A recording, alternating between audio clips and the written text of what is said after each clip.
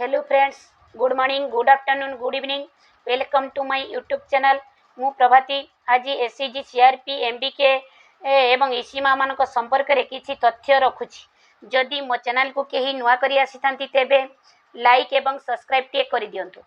जड़े सीआरपी दीदी पचारिछंती जे CRP MBK मानकर बढ़ा दरमा आसीची ना नाही। आज्ञा सीआरपी एमबीके एवं बैंक मानकर 2023 सेप्टेम्बर मास ठारू फेब्रुआरी 2024 पर्यंत सरकार बड़ा पैसा केते जन सीआरपी एमबीके बैंक मित्र मानकर निज अकाउंट को देइथिले आउ केते जन ए पर्यंत पाई नांती। ए बाबद रे ब्लॉक रे पचारि बुझिबारु सेमाने लिस्ट देबा पई कहउछंती।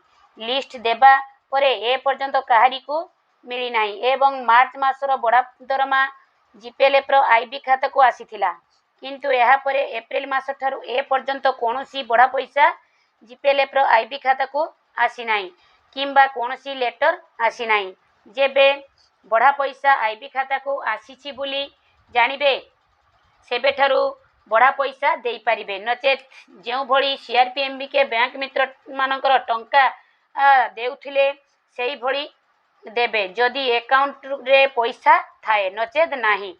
एवं आउ जने दीदी पचारिले जे अनमेरिड समय रे अनमेरिड थिबा समय रे एमबीके चाकरी करुथिले, किंतु अन्यत्र मैरिज परे एमबीके से चाकरी करि परिबे ना नाही? हाँ, करि परिबे जदि तांकर आधार चेंज करि नथिबे एवं से सही पंचायत रे कोनोसी ग्रुप रे थिबे ताहले से एमबीके चाकरी करि परिबे। जेबे ग्रुप रु बाहरी जिबे आउ एमबीके पदवी रे रही परिबे नाही।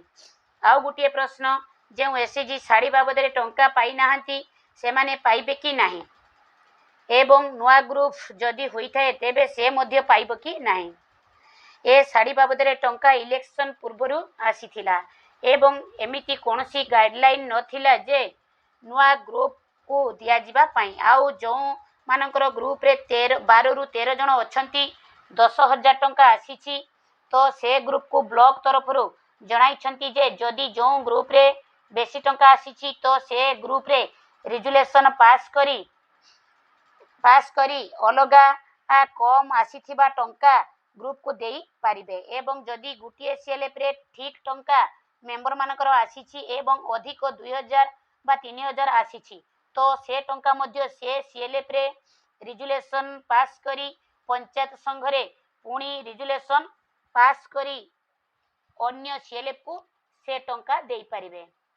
किंतु ए सब पाई कोनोसी लेटर नाही जे ए ग्रुप रु नेई से ग्रुप को देबा पाई। आउ जने दीदी कहिले गुटिए सीएलएफ रो जदि एससीजी सबु जीपीएलएफ को संचय टंका देउ नाहंती तेबे कोन सेठारे से सीएलएफ रो सीआरपी को तांकर दरमा दिया जीवो ना नाही एवं से सीआरपी सेठारे रही पारिबो कि ना? आपण माने जानिछंती जे 5 रु 15 गोष्ठी को नेई सीएलएफ गठन करा जायछि, तेणु जदि सीएलएफ रु संचय टंका न देउछंती तेबे सेठारे सीआरपी रही पारिबेनी। जदि 5टा ग्रुप थिबो तेबे सेहीठारे से रही पारिबे। पुणी बौद्ध जिल्ला रु जणे ईसी दीदी पचारिले जे सीआरपी कौन मन इच्छा ईसी बाहर करि पारिबो ना? जदि सीआरपी केही ईसी को बाहर करी देउछि तो ता मन इच्छा रे ईसी बाछुछि तो से सीएलएफ रे रिजुलेशन करी जीपीएलएफ रे देबा परे जीपीएलएफ रो ईसी सबु रही जदि कोनसी भूल थाए से ईसी रो तेबे विचार करी समाधान करि पारिबे, नचेत जदि ईसी जीपीएलएफ कथा न मानी निज इच्छा रे काम करूछि तो सीएलएफ रु रिजुलेशन पास हैला परे जीपीएलएफ ताकू बाहर करबा को बाध्य हेबो, नचेत जीपीएलएफ रो ईसीमा माने एवं सभापति संपादिका चाहिए ताकू केही काढ़ी पारिबे नाही। एवं कोनोसी जागारे जदि सीआरपी जीपीएलएफ रो कथा को अमान्य करी कोनोसी व्यक्तिगत गंडगोल हेउ किंबा ईसी सीआरपी कथा किछि मानु नाही बोली तो से क्षेत्र रे सीआरपी निजको बड़ मने करी एही भली बा ईसी काढ़ीबार सिद्धांत नेउछंती, किंतु